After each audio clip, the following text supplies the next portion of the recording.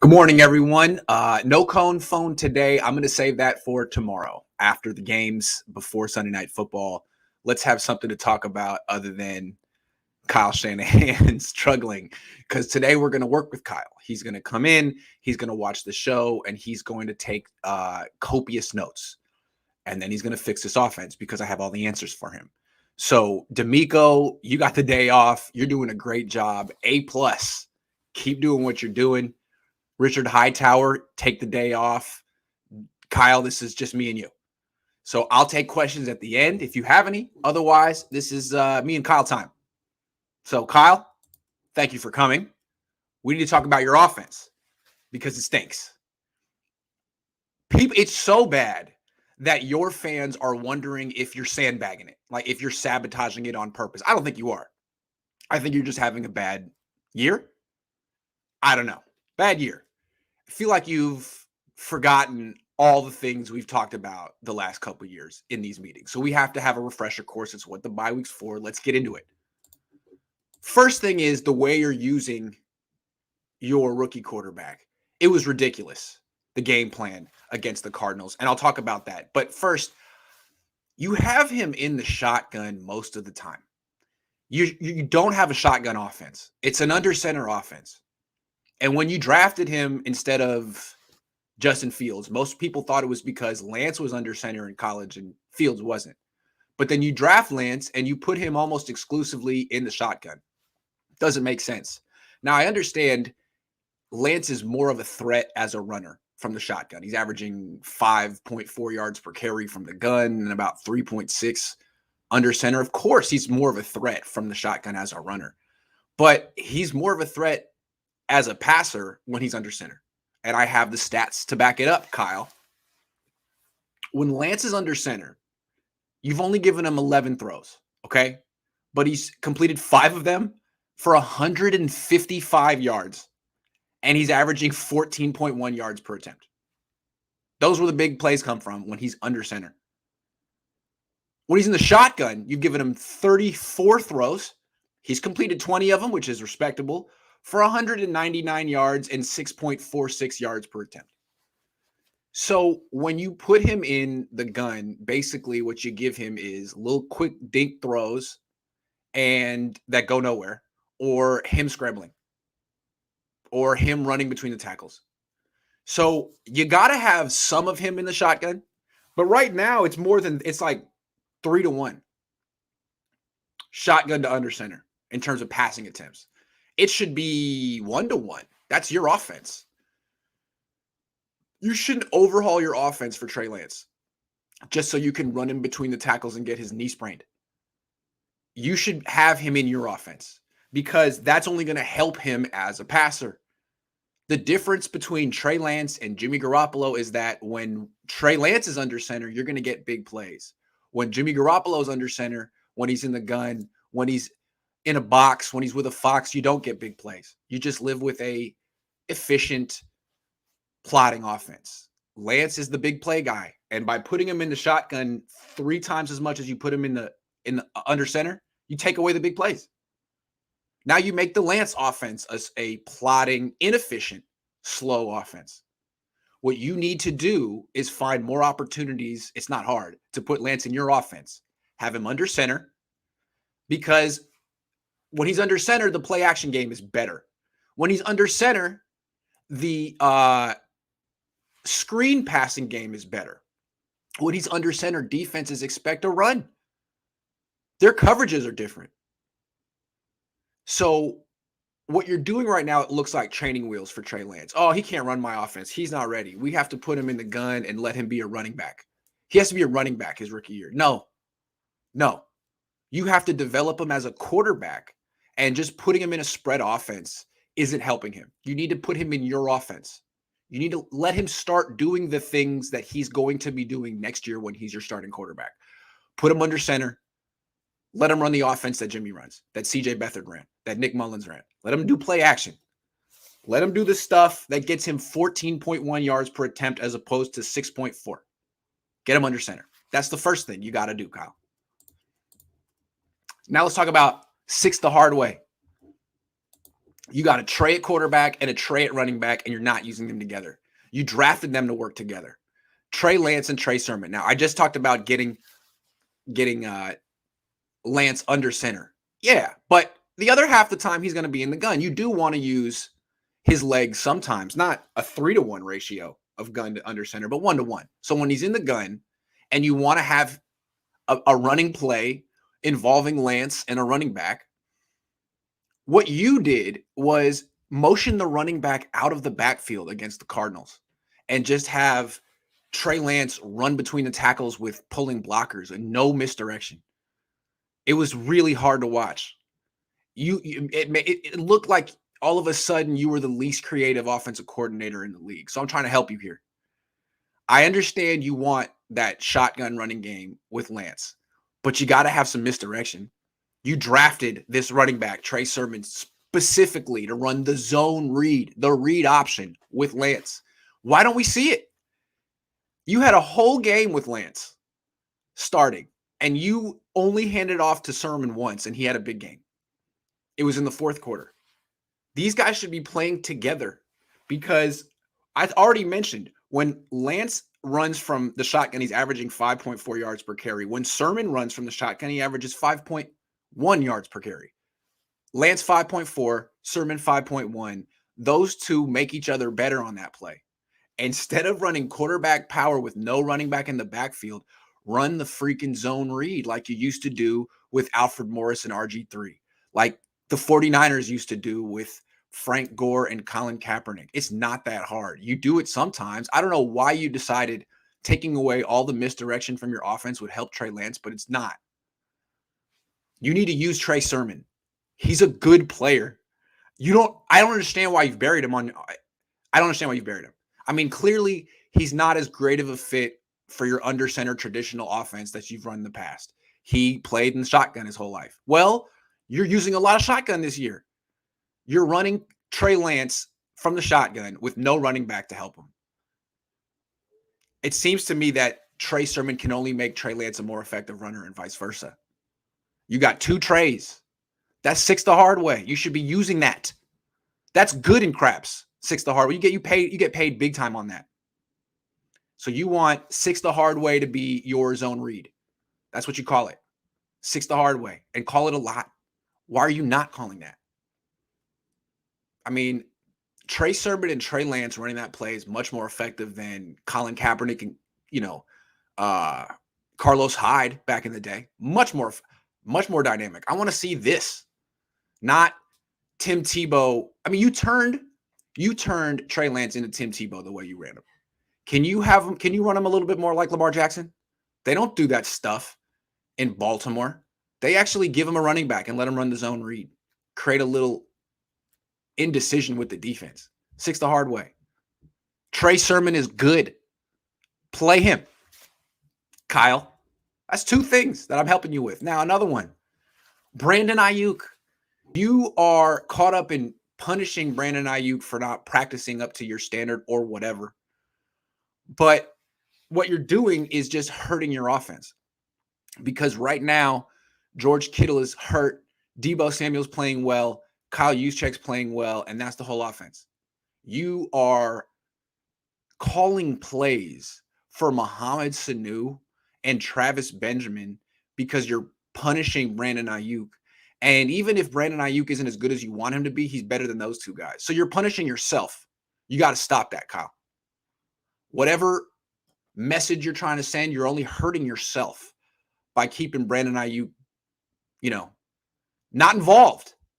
And when he gets the ball, it's always down the field. I don't understand why you're using him differently. Can you use him the way you used him last year? How about that? That's what I want to tell you, Kyle. Use Brandon Aiyuk the way you used him last year. How'd you use him last year? The way you used Deebo all the time. You gave him screen passes. You gave him end arounds. You got him the ball and let him break tackles. You're doing that with him on special teams. He's your punt returner now.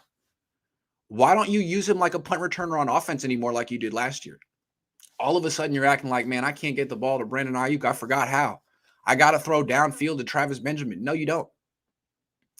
What both these quarterbacks need is the Jimmy Gimmies, the shovel passes, the screen passes, the end arounds. This is something you did a lot last year. Where is it? Why is it gone? You haven't called one end around to Brandon Aiyuk this season. Why?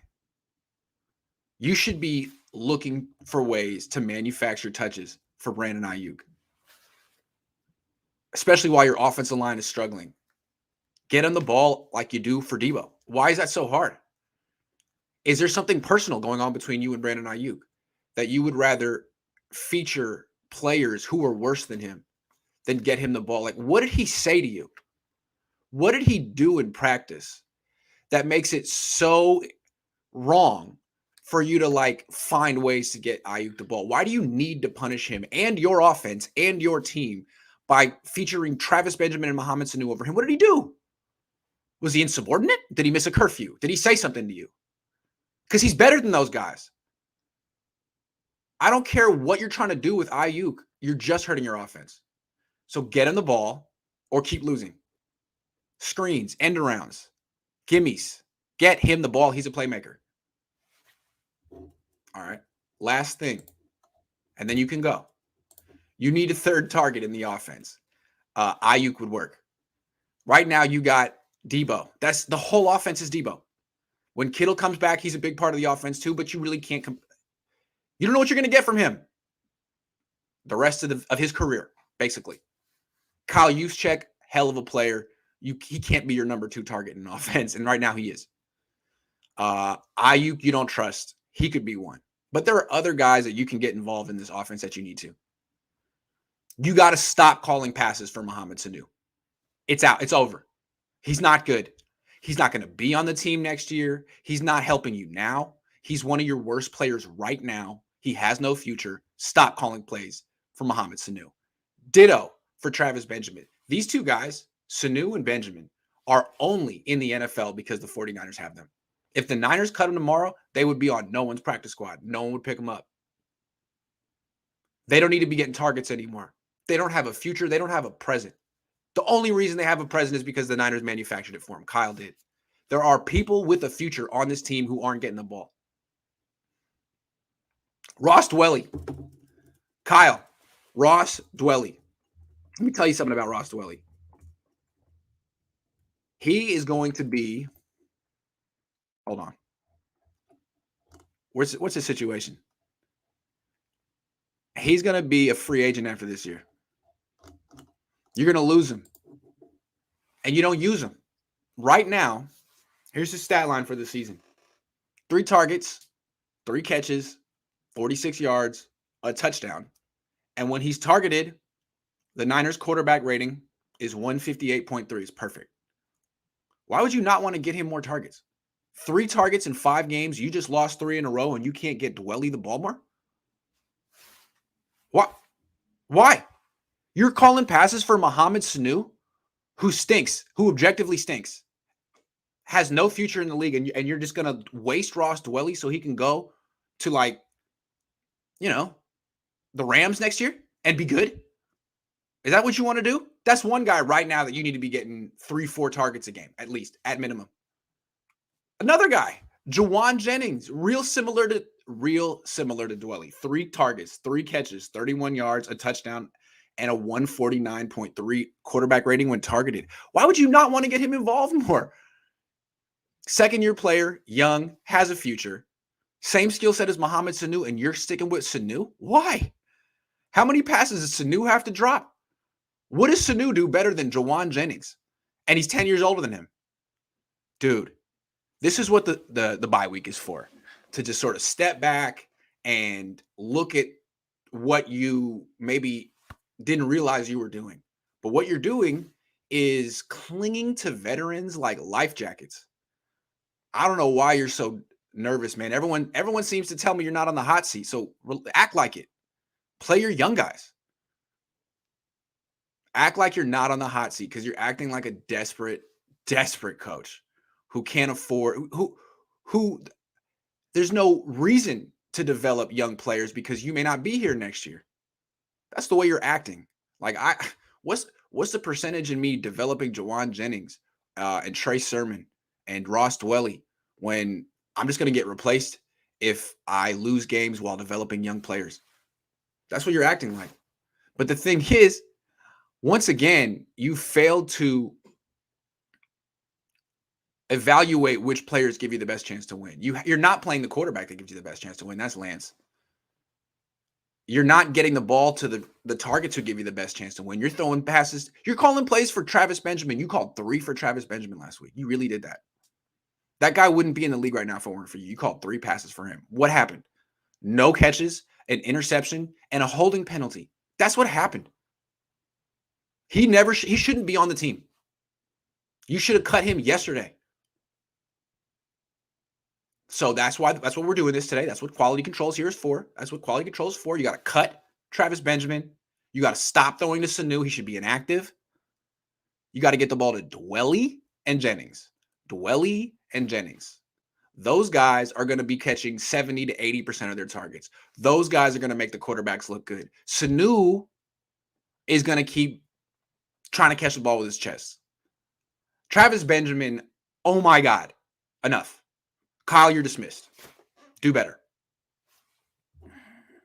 All right, let's answer some questions.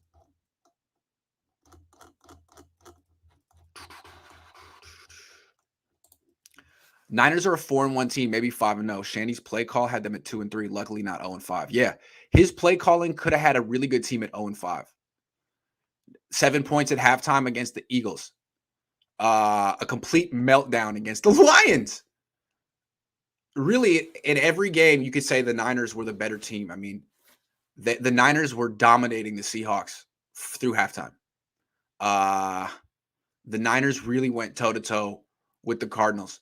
And maybe if they hadn't gone for it on 4th down 5 times, they win the game. After Dante Johnson's strip fumble that the Niners recovered in the 4th quarter, had they just kicked field goals earlier and made them instead of gone for it on 4th down, they would have been up 3 with the ball with 7:50 left. Instead, they were down 3. Kyle, since you speak truth to power, have you looked into this? Fired Santa Clara city attorney on 49ers. Jed York wanted my head in a silver platter, and he got it. City attorney Brian Doyle, SF Chronicle. I've seen that. It does seem like the people of Santa Clara really regret going into business with the 49ers. It's pretty clear. Seems kind of like they like the idea of kind of going from a minor league town to a major league town, to be blunt. And they feel like Jed takes advantage. Like he throws his weight around and gets the politicians he wants into power. I don't know. I don't live in Santa Clara. I live in Oakland. We got our own problems up here. But the fact that he said that, Jed York is not a popular man in Silicon Valley at all. I mean, damn. Does kind of seem like, if he has a problem, he just tries to buy his way out of it. So sorry, Santa Clara. Probably should have seen this coming. Banana Hand, King Kittle, and Greenlaw to Miami for 3 firsts and a potential 3rd. Get those picks back. The same picks that you traded for Trey Lance. I like that. Maybe Banana Hand would like Miami. He seemed like he might. The Cohn Fund will be back tomorrow, guys. I promise. I didn't have it today. The Cohn Fund's like an hour and a half, and I only had about 20 minutes in me. We'll do it tomorrow after the games before Sunday Night Football. So don't worry. It'll be back. It'll be back. Don't worry. Banana Hand is a joke, to say the least. I'm trying to help him, man. I'm trying my best to help him. I think the stuff I said today was pretty, basic. Get your quarterback under center. What are you doing? What is this shotgun crap? Get your quarterback under center. Get Aiyuk the ball behind the line of scrimmage. Get Trey Sermon involved with Trey Lance. And find a target other than Debo. I mean, dude, this is basic stuff, dude. It's almost embarrassing I had to say this stuff, but I have to. Because he's over here calling plays for Mohamed Sanu. Since the year 2000, there's been 4 first ballot Hall of Famers who play the majority of their career for the 49ers. Name those players. Bo! All right, Bo. Since the year 2000, there's been 4 first ballot Hall of Famers who played the majority of their career for the 49ers. Name those players. Okay. Let me try my best here. Whew. Terrell Owens wasn't first ballot. Dang. Okay. Jerry Rice, Steve Young. Those two. Who else? First ballot Hall of Famers played the majority of their career for the 49ers. First ballot. Dang. Charles Haley? That's 3.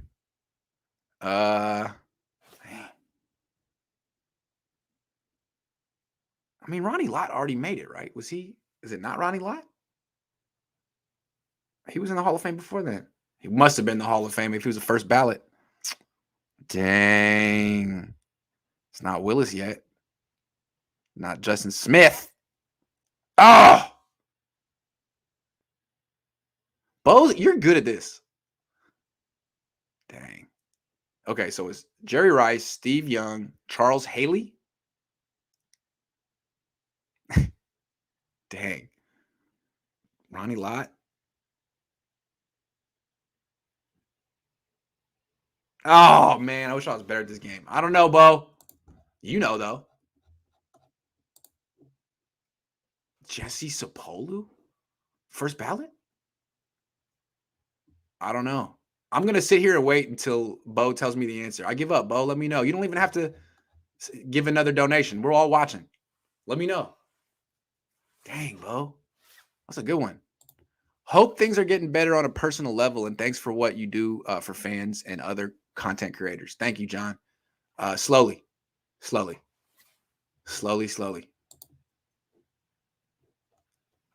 What's the answer? I got to know the answer. Where did Bo go? Is Bo not going to tell us? Bo, you're killing us. We need to know. When you need help, you lean on your dad. Mike Shanahan is the missing piece from 2019. Mike Shanahan worked with Jimmy Garoppolo in 2019. Well, he ain't doing nothing. Call him up, Kyle.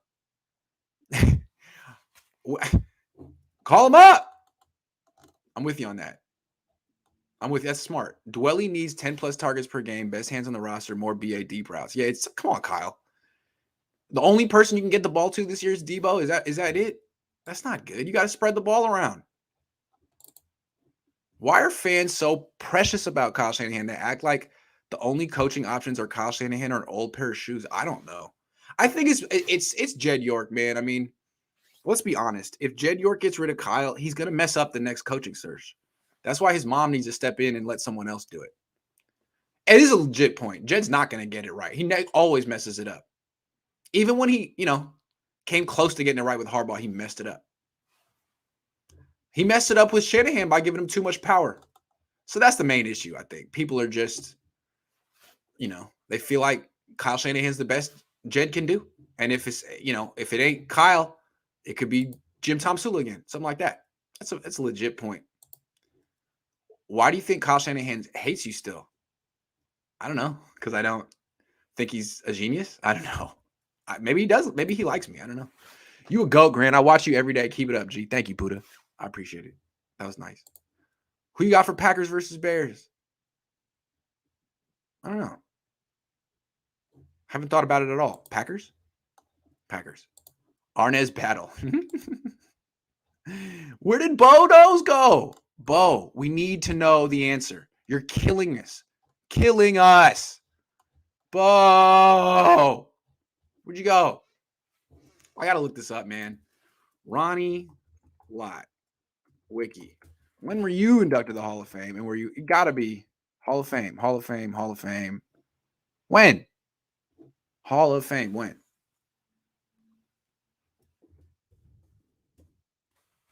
$2,000. He was elected in 2000, his first year eligibility. Uh-oh. I think Bo bounced because I got it right. And he doesn't want to talk about it. I think I got it. I think it's Steve, Jerry, Charles Haley, and Ronnie Lott. Can we trust Jed to find a suitable replacement? No, absolutely not. Denise, you can't trust your son to do this again. He's not young. He's Kyle's age, man. He's not growing. There's not going to be growth. How many people has he hired and fired? You do it, Denise. Let me do it. Oh, Bo's coming through. Because Grant is not a pushover or a yes man. Well, thank you. I try to stand my ground. Trivia answer: Lot, Montana, Rice. Montana too? Dang! A little misleading because although they played before, Lot and Montana weren't elected to the Hall of Fame until the year 2000. Huh? You know, I vaguely remember that when I was 12. Charles Haley, huh? I missed it. All right, good call, Bo. One of these days I'll get it right. Jed couldn't even close the Kyle deal. Denise had to fly to Atlanta to convince him. Is that true? Oh my God. Oh my God. If Mostert was still healthy, we'd be 5-0. Hey, Mostert's a special player. I just think it's interesting that the 49ers fans went from Mostert's nothing. We should trade Mostert. He's a total creation of Kyle to, well, I mean, with Mostert, this team be good. I mean, you can't really knock the Niners. If they had Mostert, they'd be good. I mean, he's that good. That's what happened, right? Don't pay Mostert. Trade Mostert. Mostert, he's not a team guy to, oh, well, we lost Mostert. You can't. If we had Mostert. That's why Mostert was my guy. Neither of you, John, tweet is forever legendary. Thanks. He just teed that up. It's so easy. I don't understand how John Lynch and Kyle Shanahan keep talking like they won the Super Bowl in 2019. You can't do stuff like this. He's not living up to expectations. What about you, John? I mean, that's so easy. So easy. Kyle and John, they see themselves as like the Patriots, and they want to take a hard line and set a hard culture. Dude, you guys don't have the track record to do things like this. It's a mistake. Thank you, King. Appreciate you.